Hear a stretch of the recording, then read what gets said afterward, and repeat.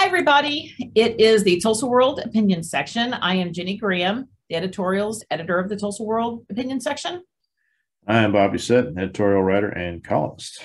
Welcome to our video, and you can also get this on podcast on Spotify, Google, Apple. I think that's it. So it's Thursday, so we're not quite at the end of the week, but we've had a pretty busy week so far. So the legislature had to get everything off the floor this week. So there's been a bunch of activities there. I got a little drawn into watching the hearings of the Supreme Court nominee. So that took up a few hours and things happening. But, I thought maybe we should just start with the biggest news of today, at least, which is the private school voucher bill. Yeah. They held that vote open so long. It was for Senate Bill 1647 from Senate President Pro Tem Greg Treat, which would have given basically vouchers worth between $3,600 to $4,200 to private school kids for their tuition. So they held the vote open for a long time yesterday in the Senate, to the point where it didn't make our deadline for the paper this morning. So online, I read that it did not pass 22-24. It would have needed 26 votes to have passed and then gone on to the House. So, we've been on the record that this was a bad bill to begin with for a lot of reasons. But, good job for those senators. The ones that, and I would encourage people, go online and find out how your senator voted. This was one of those bills that got a lot of outside attention. Did you notice that, Bob? I did. It seemed like there's a lot of push from, let's say, from outside of normal circles, maybe. Yeah, it definitely had national attention. I mean, even when you go online and you see people sort of mixing it up, and you start looking at where some of those supporters came from, they weren't from here. They weren't from Oklahoma. And, a lot was being written. And I in the back of my mind, I'm thinking that we're a kind of a testing ground. Yes. Because while a lot of states have various voucher school choice programs, I don't know of any that are just no strings attached, everyone, no oversight, everything's open. And this would have been sort of that first one, because the aspect about this is there was no oversight of the money, of the academic quality. Yeah, it was a free for all. Yeah. And so we would have been maybe the first state to do that. And that would have brought national attention. So, when you're trying to get national attention, sometimes you lose sight of what's really good for Oklahoma. And so I'm really glad that the rural areas recognized that of all people, would have harmed them most. So yeah, it makes the pie smaller, because that's the thing that I don't know if the proponents of this ever really addressed it, but it's one of those things. If you have 10,000 parents say, okay, well, we're going to send our kids to private schools, give me that voucher, please, Pete. Give me that voucher, pretty please. That money is going to something from something. Well, and it would have gone to existing private school kids too. So, now Greg Treat did amend it to, I think yesterday, he said that he would amend it to add $128 million to help offset that. And he was pretty confident that they wouldn't need all that. But that brings up, now that doesn't mean he would have gotten that, because the budget process is behind closed doors and unknown. So, this first half of the legislature is all about, let's pass all this stuff, and then we'll have a group of people behind closed doors figure out what to fund and how. Maybe things will get funded, maybe it won't. And then they come out right before the session's over and tell us. It's a bad process. Yeah. But my thinking is, well, we can find $128.5 million for private schools. We ought to be able to find that for public schools. Because right now, looking at our per pupil expenditure, we're at 46th in the nation. We're doing a little better on teacher pay. We're like 35th in starting pay and maybe 36th or 37th in average. But the per pupil expenditure is what reflects that classroom. So bottom line is, this bill wasn't going to help public schools. No, and that is something that they are constitutionally mandated to do is to provide a free public education to Oklahoma's children. And I don't understand where that's been lost or muddied or anything like that, but that's where they are right now. And I don't really know what they were trying to accomplish with this outside of trying to make a subset of parents happy. I don't know. Well, session's not over. Nothing's ever dead. And there's always next year. So that'll come up again. The other thing that caught our attention is this, I think Randy Crable, our reporter, called it a cavalcade of tax cutting measures, reductions. I mean, I think I was adding up yesterday. I mean, we're looking at over $500 million in tax cuts. I mean, maybe Bob, it all happened in the last couple of days. So have you kept up with it? I mean, we're cutting everything from, or proposed, passed on corporate income tax, personal income tax, groceries, veterans benefits. I mean, we're and I'm concerned about that. I know that you are too. You've written about this before. So what's your take on all of this right now? It is almost as if we never learn from our past mistakes. And we saw not just in Oklahoma, but a rash of states do very similar things to what we're looking at doing again right now, where you pass all these tax cuts during the good times. And then when things get a little bit rough, you don't just pay for it like you normally would and get punished for it. It gets turbocharged. It's much worse than it would have been, because the tax base that you could draw on in the bad times to keep public services up and going is gone. And with State Question 640 still on the books now for 30 years, trying to offset that is next to impossible. They did it after the teacher strike. But it took a 2-week teacher walkout to do it. Yes, it took a huge effort and a ton of pressure that they haven't seen in almost 3 decades to get that done. So we know how difficult it is to get that back if you realize, oh my gosh, we've made a tremendous error. So we're staring that in the face right now. We've got a budget that is bloated with federal money, that is bloated by energy prices. Yep. If that should ever come down, if our economy, national and statewide, take a turn for the worse, you're looking at revenue failures again. You're looking at having to lay off state workers. You're having to lay off highway patrol troopers, having to lay off teachers, social workers that are looking after at-risk kids. That's what we're looking at when you do this kind of stuff. And for what?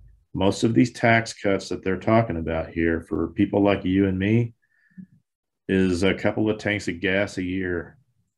Yeah, we were just here 5 years ago, with all of this, and I think we have forgotten all of how our boom times have a bust, and everything's great now, but we're not planning for that future. And for me, the conservative way of doing budgets is, okay, we're going to take X amount of revenue. The question is, how do you make that up? But that's not being addressed. The conservative approach would be to wait to have now Charles McCall's grocery tax proposal puts a 2-year, tries out for 2 years, and then they can make it permanent. Okay, in a way you can pass it once and pass it again. But if that tax doesn't have the effect we want, then we can say, you know what, we were better off having it. Although that's a regressive tax. Some of these others aren't. And so, interestingly, Democrats for years wanted that grocery tax lifted, but the Republicans have sort of run with it now. But to me, this is not a conservative approach to how you do a budget. And I think it was Senator Montgomery, I believe, who said, and it was asked on the floor, how are you going to, recoup this? And he said, well, the budget negotiations are going on, and we'll see how that pans out. So either they don't know, they don't have a plan for either reducing services or recouping that somewhere else, or they're not being transparent with what's going on with the budget negotiations, which is really, it's probably both. We've always done the budget here. I mean, it's probably both. And I think it should be noted too that our tax burden is ranked the 10th lowest or something like that in the country. Our tax burden in Oklahoma is not heavy. So this is a time where you've got a little bit of extra money coming in and a lot of pressing chronic needs. Maybe we start looking at solving these things. You don't have to bust the bank doing it. You don't have to spend $1 billion increase to go take care of problem A or problem B. But maybe this is a time we invest in things. So where, say, a big company wants to come here and relocate, and they're looking at our education system, they say, oh yeah, those Oklahoma public schools are doing pretty good. Instead, what they're seeing right now is, wow, people are quitting in droves. They're having classes with 30 or 40 kids in them, and it doesn't seem like these people care. So what's my workforce going to look like? That stuff matters. It's our infrastructure. Education is our infrastructure. And in order to fund what we want, public services, whether it's highway patrol, schools, or mental health services, we have to pay for it. And I'm not seeing in any of these tax measures how we're going to continue paying for those. So we kind of move into this next phase of the legislature next. But one of the things I noticed this morning, and you got to kind of bear with me here, it's a bill I didn't see coming, but we've had a slew of abortion bills, the anti-abortion bills, we've not commented on it because it's not surprising.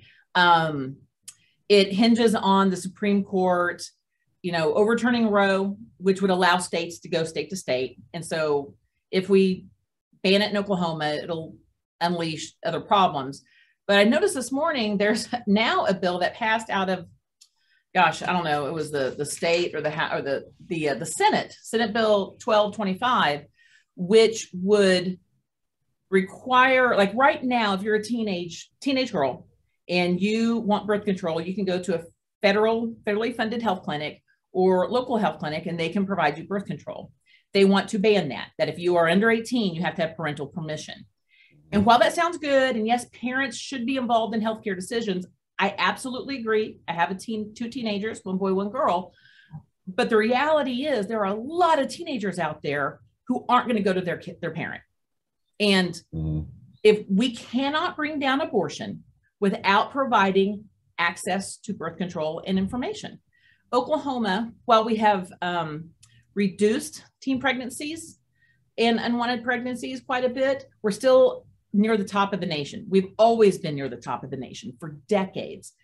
When abortion started to go down, it was in direct correlation to access programs becoming bigger. I mean, I've written on this extensively. There is a direct correlation between access and abortions going down. So if our goal is to reduce abortions, we have to allow birth control. And what really gets me about this is all about, sex. Boys are not mentioned. Boys can go out and buy condoms without parental permission, but a girl who is wanting to do the smart thing and take control and not get pregnant, she doesn't have the right to do that unless she has parent permission. And that parent could be abusive, neglectful, not in the picture, don't get along. Everyone's thinking this is an Ozzie and Harriet situation. It's not. So I'm sorry, I had to rant, but I just want lawmakers to realize their situation with their kids is not like others. And I don't want abortion either, but I also think birth control is the way to bring that down. So there. Can't argue that. Anything to add? Well, I look at it as a women's issue. It's just what you were saying is that if, what you're saying is correct. I mean, if we provide the tools necessary to prevent unwanted pregnancies, the demand for abortion goes down. It just makes sense. But there's been an unwillingness to do this. I think we live in some circles, there's sort of a Pollyannish view that we can convince young people. And by young people, it's not just junior high kids and high school kids, but also college age kids, that if they would just abstain, everything will be fine. And the real world tells us that that's not going to pan out. It's not work. Like it's you not think work it is. forever. People are going to do what they want to do sometimes make impulsive decisions. And then you have criminal acts that lead to unwanted pregnancies, unplanned pregnancies, whatever you want to call it. So, I mean, yeah, let's help some gals out here, okay? And I've always kind of thought, there's all this attention on abortion, not on prevention. And now that they've tackled abortion, they're going after prevention. And I'm like, this is not the road we need to go on. So I'll move on. Had my say, it just got me, So, but, in previewing this weekend a little bit, our columns, you are taking on and it's funny, my mom asked me this question: what does woke mean? Because she'd never heard it before. I didn't know how to answer it. I mean, I just feel like it's a manufactured thing, but you actually tackled it. You found the history of wokeness. Why did you do that? All right. So this is going to be a two-part answer. Don't give everything away. We want people to read. Yes, I'm not going to give anything away, but one of the reasons why is I've seen it come up from elected officials and wannabe elected officials talking about how they don't want our schools to go woke. And I just have a feeling that I'm not sure people understand what it means. And like you and like a lot of people, I don't know if I had a true understanding what it means. So I took a dive into it and found out where it comes from and all that stuff. So I sort of laid it out, what is wokeness, all that kind of stuff. So we'll actually know what we're talking about here. No, it's not just a punchline in a political campaign, but more of, okay, this is what they're talking about. And it's older than what people think. That's what I found interesting. Decades old, like predates Martin Luther King. So we'll get into that in a little bit. Second part of why I want to talk about this is the reason why I've been writing a lot of things that I've been writing about is we have an issue here. I'm sorry if this gets a little spicy, but that's just the way it is.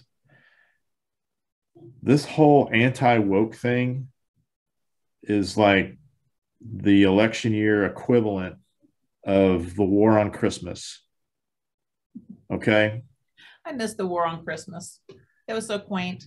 These kinds of things seem to pop up where we decide, I just imagine somewhere on K Street, there's a bunch of lobbyists and activists in there trying to figure out what issue can we get people fired up about enough that it will help drive people to the polls and help us win. And I guess right now it's like a neck and neck race between CRT and wokeness, and they're kind of all they're wrapped up in each other a little bit.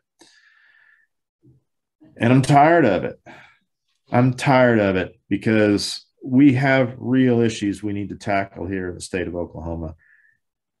I've seen this come up in our schools, from a statewide candidate talking about it, Brian Walters, all the way down to questions that were asked at a school board candidate forum this week, wokeness. And I'm just thinking in my head, guys, what are we doing here? Yeah, we've got a teacher shortage here. So yeah, we've got a teacher shortage right now where we're having to certify people who are not qualified to the tune of thousands. We have classrooms with 30 or 40 kids in them. We've got rural schools that might close if they can't find enough people to teach. What does that do to those communities where these schools are located? It destroys them. We've got onerous regulations passed down by the legislature on teachers that's making it more and more difficult to do the job. So they're retiring, they're quitting the profession, they're moving to other states, and the pipeline to refill these things, it's not there right now. We're on the verge of breaking our schools, and it's almost like we're doing it for fun. Well, but those get overshadowed by the national talking points that come down to us. Forget the national talking points. What's happening here? What's happening in our schools right here, whether it's here in Tulsa or, out in the rural parts of the state? Why can't we get back to the job of actually solving issues that matter? Your little Johnny and little Ginnie are not going to crawl up in a hole and cry because they learn about why the civil rights movement had to take place. They're not going to suffer lifelong trauma when they hear about the Trail of Tears. It's going to make them sad. It's going to make them think. And it's going to make them possibly say, hey, maybe when it's my turn, we can do better than this. What's wrong with that? Why is this now this woke thing? Why are we on this topic? I mean, well, you know, what's interesting is it kind of plays into what I wrote about, which is we were talking about this at the editorial board meeting, and it gave me the idea for the column, which is this the end of public debates and public forums? Because we have Langford has said he's not going to debate his opponent. He doesn't want to give his opponent free airtime, and he didn't want to be a sideshow. Now, Jim Inhofe didn't debate Abby Broyles last time, and it didn't hurt him at all. I doubt Langford not debating him will hurt him at all. Both of those do have track records. They do have elections to go on. But we're now seeing there are two candidates, one in Jinx and one at Union, that will not appear in public forums. They say those forums are biased. They don't like the group hosting it, the moderator chosen, the questions that might be asked. And so one candidate actually told people to make an appointment to come to her house and she'll answer questions. And people are like, this is not, and I'm trying to tell people this is not normal. This is not what we should do. This also comes through in January, the Republican National Committee sent a letter to the Presidential Commission on Debates. I forget the exact title of them, saying that they aren't going to allow their candidate to participate in the presidential and vice presidential debates unless certain things change. They're also claiming bias in the moderator and the questions and the format. What's interesting about that is the candidates agree to the format and the moderators. What the commission has typically gone directly to the candidates and not the party, which is, I think, probably the problem there. They just want more power. But what is going to happen if we allow candidates to not, if it becomes normal, they don't have to debate, they don't have to be in public forums. What we're going to have is what I think is equivalent of just propaganda. Because then what you have are very meticulously curated images of what the candidates want you to see. They will have prepared talking points. If the thing about forums and debates, what I love is you get to see how people think on their feet. You get to see how, are they nice? Are they mean? If things do become a sideshow, let's see how that unfolds. You know, if a candidate goes off the rails and acts like a fool, fine, let's see that. So I kind of think that there's this change of wanting to go to this real manufactured persona. And I think voters, it hurts our education of who the candidates are. And it's just not good governance. You're not going to get the best people if we don't see our candidates in action. And so it's just something I didn't think about much. And if we don't if we take away our expectation that people will interact with the public and with each other before election, they're going to act the same when they get power. They're not going to care. I mean, and that's the thing is once you get elected to office, especially at the local level, you can't hide anymore. And let's call this for what it is. Okay. If you're refusing to participate in a forum by an organization like a parent teacher organization, what are you doing there? You're hiding. You're hiding. You're ducking people. And it's not that you're ducking. I mean, it's bad enough that, we're having a hard time getting some of these candidates to talk to us, like our reporters and stuff. But now you're ducking your potential constituents. You're ducking students and their parents and the people who will vote for you, the people who you will swear an oath to serve. You're ducking them. Right. They don't know who you are. And it doesn't get any easier when you get elected, because then you can't duck them anymore. You got to show up. You got to take questions. You got to take calls and emails and stuff like that. You can't hide forever. Right. So it's good practice to meet people and listen to them and find out what this whole gig is all about by actually showing up. Right. And I think also by not meeting your opponent, it makes it so much easier to demonize the other. If you don't meet people who disagree with you and find out they're real people, it just makes it easier to declare them evil. And that's just not, it's been corrosive, so that's kind of a preview to a little bit of this weekend. Yeah. I did watch the Supreme Court hearing, and I won't get into it because it's a lot, but when Ted Cruz, God bless him, started getting on the judge for a law school paper. He called it a note. I'm not an attorney. I'm assuming note is paper. I just started thinking of all the college papers I wrote, and I'm thinking that's where we're at with Supreme Court nominees, is we're finding their college papers and raking them over the coals. And so I actually did write a paper, and this, I'm just admitting now, I took the Doors, Riders on the Storm, totally bagged on it, and I used it to somehow link it to baby boomers ruining the world. So I was a little obnoxious as a college student. So I have a feeling that alone, I'm not qualified for anything.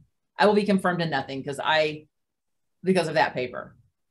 Think of yourself in college. Do you want to be held responsible for the 20-year-old Bob Doucette? Yeah, that'd be 20-year-old Ginnie Netherton was that'd be a no. That'd be a no. I'm not annoyed now in times, but still. Can we just say something regarding Ted Cruz? He's the he's the legislative equivalent of an internet troll. I mean, that's at one point. What has he done? Oh my God. At one point, I mean, it's a train wreck, but he was railing on something. Instead of looking at her, he looked over at the press pool. Like, he's clearly not there for her. He's there to make points. And he's going to make points with a bait. I don't know. I love you, Texas, but it's one of those things with him. His greatest achievement in all of his time in the U.S. Senate was engineering a government shutdown. If that's your achievement, then that ain't much. And he hasn't done hardly anything since, outside of running away to Cancun when things got too chilly in Texas. Yeah. So I'm thinking with Ted, good old shutdown Teddy. He gets scared of ice. And I also liked how he found books in her daughter's school that he didn't like because it talked about race. And at one point he was talking about a book about racist babies, or are babies racist? It was just, I cannot wait for Saturday Night Live. So I'll just leave it at that. All right, it'll be fun.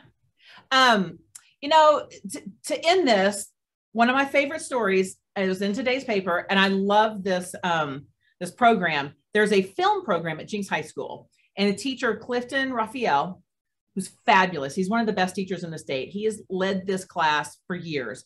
And years ago, he started having his students enter the C-SPAN documentary contest. And every year, these kids place their teams of 2 or 3 kids. They dive into some subject, and they end up winning or placing in this national contest. And I'll mention their names because they should get credit. Jinx Jr., Sophia Smith, Lauren Cargill, and Jacob Shattuck took second. And this is what gets me. And these kids are so much smarter than I ever was. They got their idea to do this documentary on cybersecurity because they watched a TED Talk on quantum computing. Now, when I was a junior in high school, I was watching The Fresh Prince of Bel-Air, the original version. So they're smarter and they're awesome. And this is what public schools ought to be. These are bright kids with a great teacher, and we just need to help Mr. Raphael make that better. And I just love that. It's just awesome. What were you doing as a junior? Were you studying quantum computing? That'd be a no. I don't think I was studying anything close to that thing. There's a dude who works at the gym I go to. He's a college kid. He's studying mechanical engineering. And I just told him, so how does it feel every day when you walk into work that you're the smartest guy in the room? I know. So I was like, feel? Yeah, let's say that those kids. I wish I had done what they did, but you know, I'll leave this out in the end. So anyway, I'm sure there will be more next week. There's a lot going on. Anything you want to add, Bob Doucette? Yay for lawmakers so far pushing through reforms to cut some of the fees that convicted offenders have to pay so they can get back on their feet. Good job, good governance, has the support of the governor. Looks like we're still moving ahead with criminal justice reform. Boo on not passing openness, open records, and open meetings for the legislature. We're one of 4 states that keeps it secret and bad. You guys, come on, do better. Yeah, I don't think people realize that our legislature exempts themselves from the Open Records, is the Open Records Act or the Open Records and Open Meeting and Open Meetings Act. Yep. So all the other state agencies have to comply, and we're only one of, is it 4 states that have that exemption? 4. One of 4. Everybody else, I mean, they've said in the past, well, you know, we can do stuff behind closed doors. We can get it done more efficiently. It's like, well, 46 other states do it openly and they still manage to pass laws. So no, that doesn't hold. Yeah. Good point on the criminal justice. So anyway, thank you everybody for listening. We will see you next week. And please write a letter to the editor. And I will say, and I'll remind people that there's a school board election coming up, and we do run letters about, you know, people who wanting to push a candidate or endorse a candidate. We run those letters. The last day will be Friday. So get those in if you want, or anything want to write us. Anyway, thank you. Till next week. See you later.